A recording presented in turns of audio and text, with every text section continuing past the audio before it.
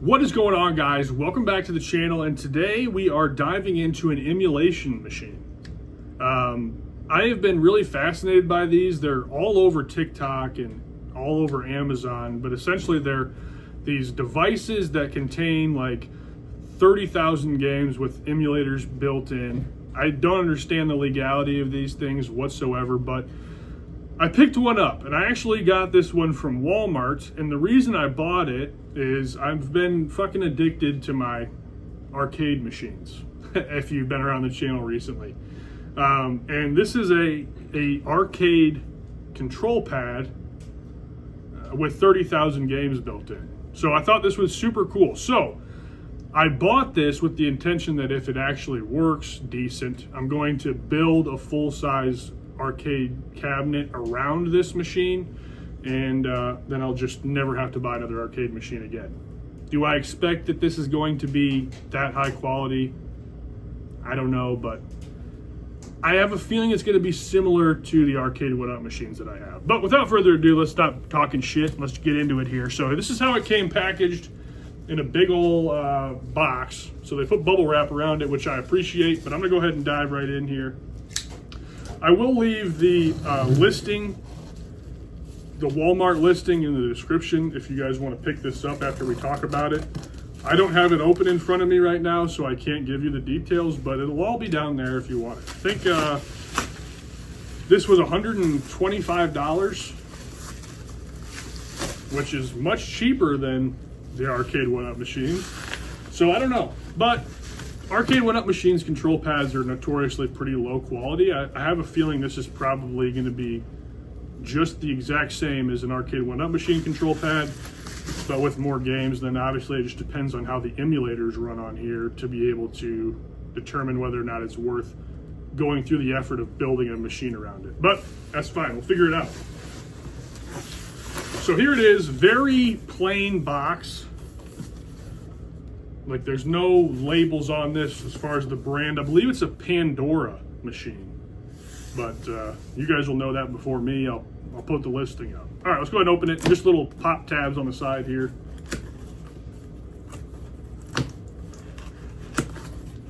All right, pop it open. That was anticlimactic. All right, here we go. Here it is. The 3D Pandora Pro. This is reversed. I apologize. I'll reverse it in post. But it's the 3D Pandora Pro. And in the box here, right off the bat,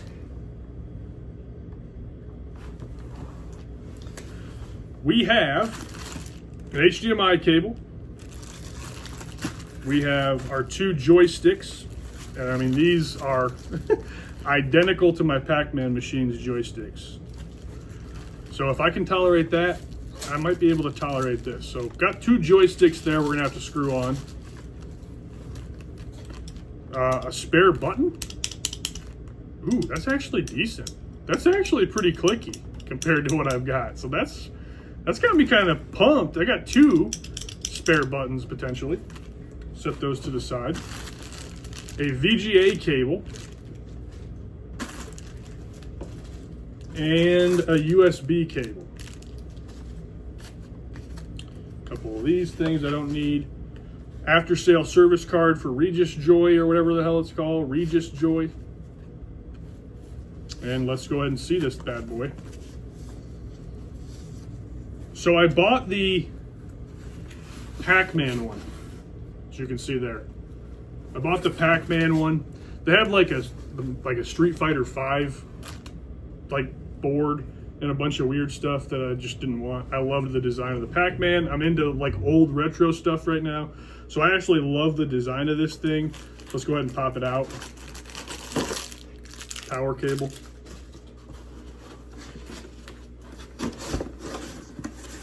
Bada bing, bada boom. Put that box down there, and here's the device.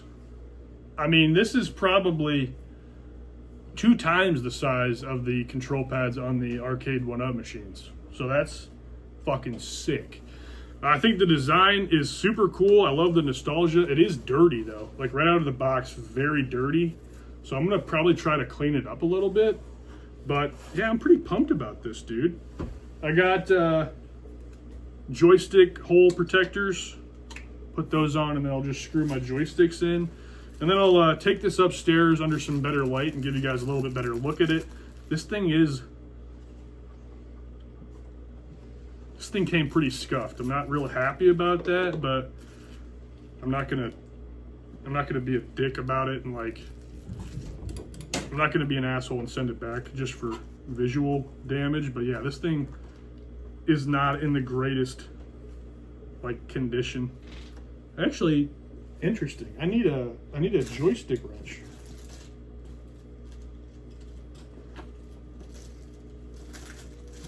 Good thing I have one. All right, let's go upstairs. I'm gonna put these joysticks on and we'll look at this thing in a little better lighting. Okay guys, I have this thing Windexed off to kind of take some of the scuff and shit that was on here out of the box away. But you can see this thing is in bad shape aesthetically. I think the logo is sick, but this thing is rough. I mean, this is a deep gash up here in the top, another crack right here. There's machine marks in every corner on this device. Every corner's got machine marks. This one's really bad and really egregious. We have a little bit of the decal peeling up here in the top that I'm gonna have to, I don't know, glue back in place just so that way it doesn't continue to get worse. But this thing is in bad shape. I'm gonna keep this. I'm not gonna send it back. There's machine marks here as well. I would just make sure before purchasing one of these, be aware that this is not gonna come in a flawless state. Let's just put it that way.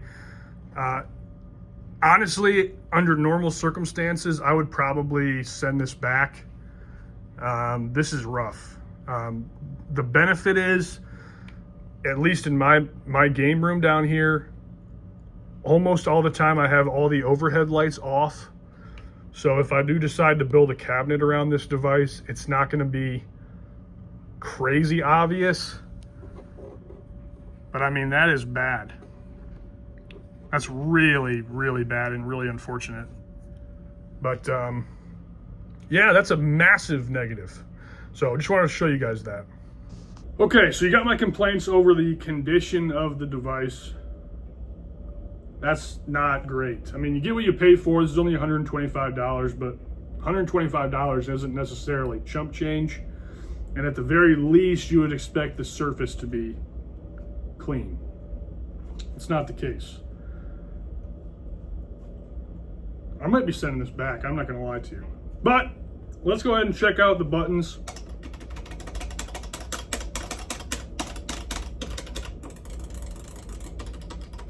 Honestly, dude,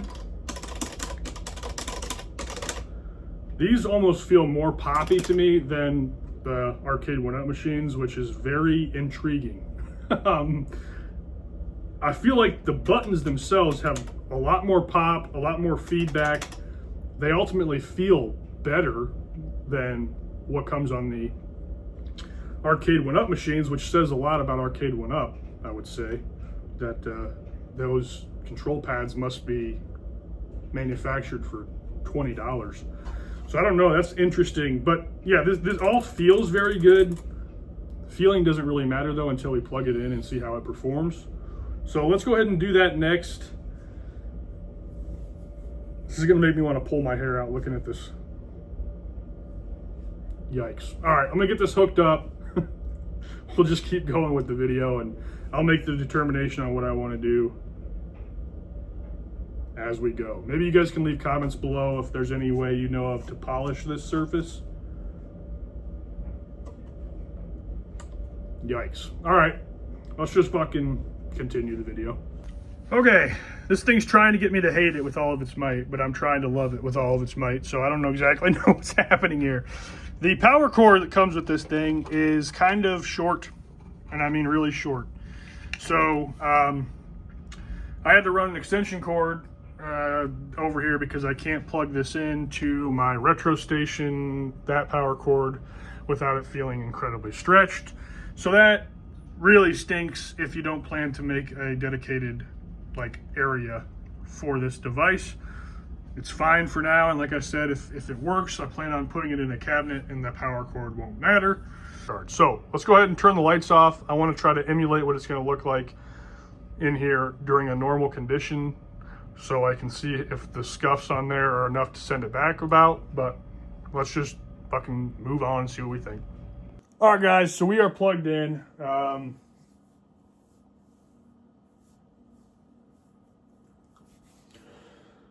This thing is a massive disappointment for me personally, so I need to go on with this discussion about this product without my personal bias, which is going to be quite difficult for me to do. So, as I mentioned earlier, the reason I bought this was I wanted to have a kind of a MAME arcade control board that I could mount into a custom-built machine and play 80s, 90s arcade games.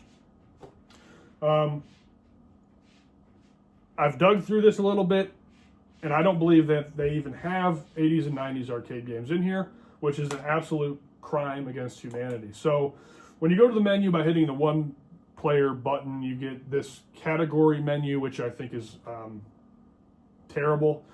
We have 3D games, cheats, 3-player, 4-player, 2-player, why, fighting, action, hot, shooting, sports, puzzle, secrets.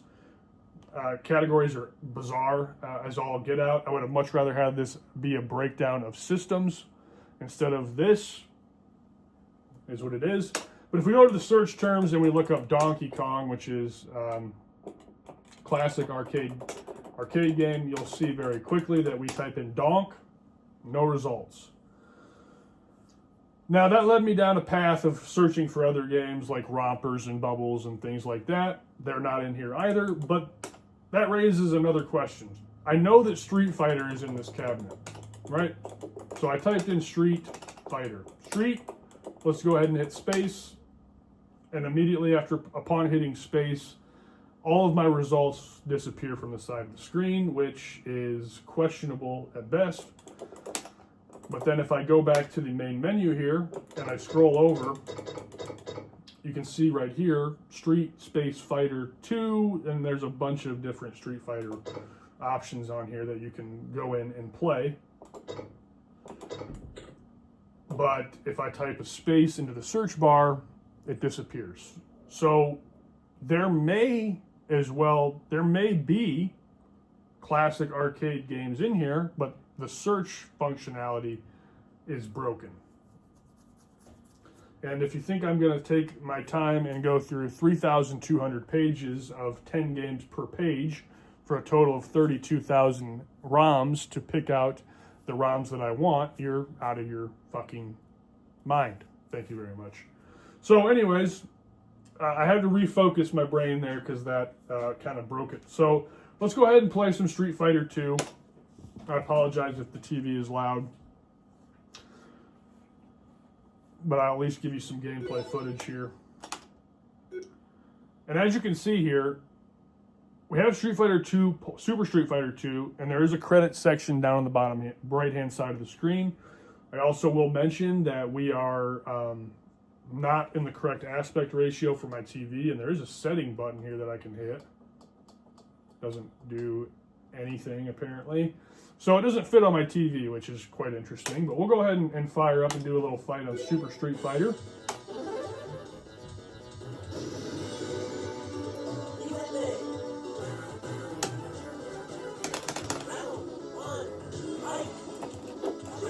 And what I want to talk about in this section is that the game actually controls very well. I have no complaints about the controls. I have no complaints about the control pad. I think the control pad feels good. There's no or very little latency issues that I'm having here. That's good enough. You guys got the gist. There's very little latency issues there. There was some slowdown in Super Street Fighter 2, but it didn't seem egregious or out of place necessarily. But the fighting games seem to work well, and like I said, I think this device works and plays and controls and handles and responds very, very well, but there's just a lot of massive questions that I have based on how this thing works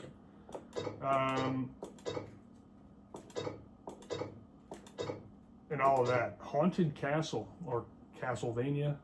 This is definitely the NES port. There is an arcade port, but that was not on there. So yeah, I mean, I could go through this all day. Here's what I'm going to say to end the kind of gameplay showcase section of this video. If you're a big fan of beat 'em ups or fighting games, and that's something you want to have a massive collection of with a bunch of other junk thrown in, I think you could get some fun out of this. This was not at all what I was looking for. Due to that, I have massive regret buying this thing, and I'll probably send it back because this is not at all what I asked for. I can't build a machine around this thing. Yes, I can see having some fun with it, but it's not what I wanted. And I can definitely see myself just doing away with this because I don't think I'm going to use it all that often. So let's go ahead and pivot away from the screen here, and then we'll talk about it in conclusion, and then we'll get on with our day.